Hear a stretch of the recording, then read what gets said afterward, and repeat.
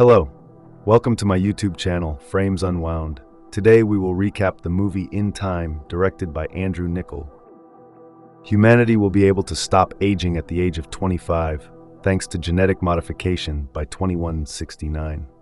Living time, which may be shared between people through physical touch, is shown on a clock implanted in their forearms. When the clock reaches 0, one dies immediately. Society is separated into socioeconomic classes, which live in specialized settlements known as time zones. The impoverished reside in Dayton's ghettos and must work every day to earn a few more hours of life, which they must also use to pay for basic requirements, as time has replaced money as a currency. The wealthy reside in the opulent New Greenwich, where the middle-aged and elderly predominate. Will Salas, Justin Timberlake, 28, is a factory worker who lives in the slums with his mother Rachel, Olivia Wilde. Will protects 105-year-old Henry Hamilton from a time robbery assault in a bar. Fortis, the elderly British mobster who leads a middle-aged crew dubbed the Minutemen, attacks Hamilton. Will saves Hamilton, who tells him, "For few to be immortal, many must die," implying that there is essentially enough time for everyone to live a complete life, but it is reserved for the wealthy to become immortal. An upset Will argues that no one should die before their time naturally ends, to which Hamilton responds that he no longer desires life, saying, "Your intellect can be spent, even if your body is not. We want to die. We need to." Hamilton explains that the rich control less fortunate people population by exploiting the time zone system and rising prices and taxes, causing the poor to continue dying because where would you put them? Later that night, Hamilton transfers 116 years to the sleeping Will, leaving himself only 5 minutes to sit on a bridge above an aqueduct. As his time runs out, Hamilton falls into the river below. Will arrived too late to save him. The resident police force, the Timekeepers, have several hypotheses about his demise.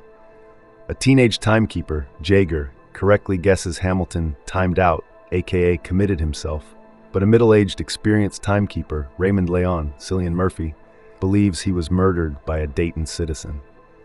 Will pays a visit to his friend Borrell and gives him 10 years of time, one for each year of their friendship. Will waits for his mother at a bus stop, only to learn that she didn't have enough time to pay for her customary bus ticket because the price had suddenly raised.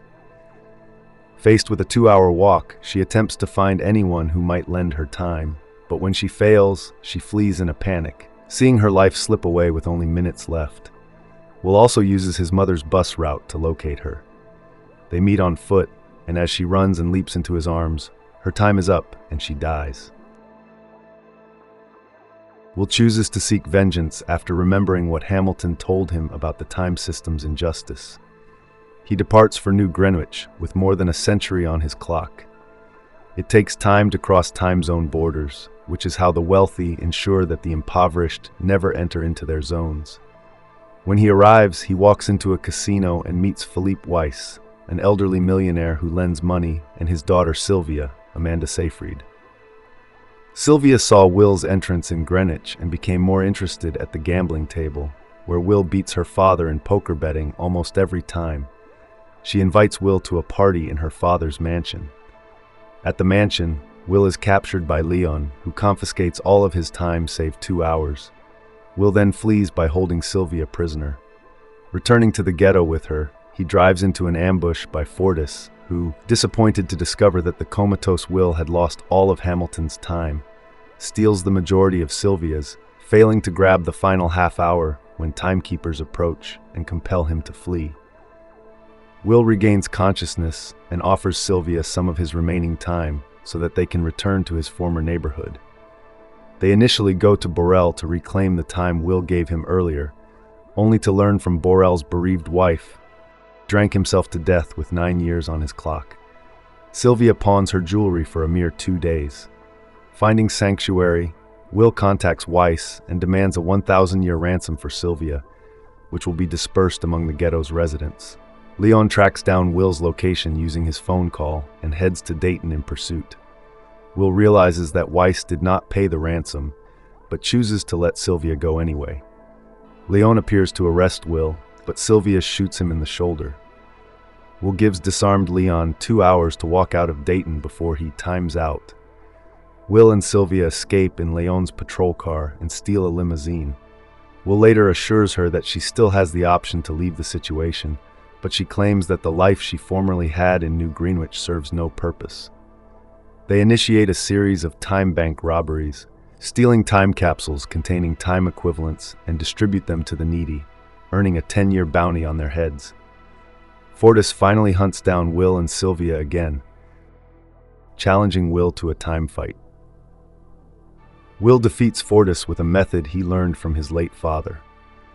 Will and Sylvia realize their past efforts were worthless because the rich can just raise the cost of living in the ghettos to maintain the status quo. They successfully take 1,000,000 years from Weiss's private headquarters in a time capsule, while informing Weiss that no one should be immortal if even one person must die. When they return to Dayton, Leon crashes into Will's car, but Will is able to hand over the time capsule to a little girl, who subsequently distributes the time among the people. Leon ultimately catches up with Will and Sylvia outside the city and holds them at gunpoint. Will, having noted that Leon behaves differently from the other timekeepers, correctly guesses that Leon was once a ghetto dweller who successfully evaded the system. Will humorously asks Leon to return some of the time he earlier loaned him so that they might survive until their executions. But Leon discovers he has failed to replenish his own time before going after them and dies. Will and Sylvia have seconds to live. Will rushes to Leon's car, taking his given time. In a moment that mirrors his mother's death, Will transfers time to Sylvia seconds before she dies. Will and Sylvia continue to rob banks as part of their efforts to bring the system down, now with a 100-year bounty on their heads, while the wealthy try to deal with the sudden influx of individuals who now have enough time to shift zones and arrive from the ghettos. A news report shows that the factories where Will used to work are no longer operational. Factory workers, now rich in time, cross time zones as timekeepers watch. The final scene shows Will and Sylvia ready to loot an enormous time bank and continue destabilizing the system. Thank you for watching. Like, share, and subscribe to this channel for more movie recaps.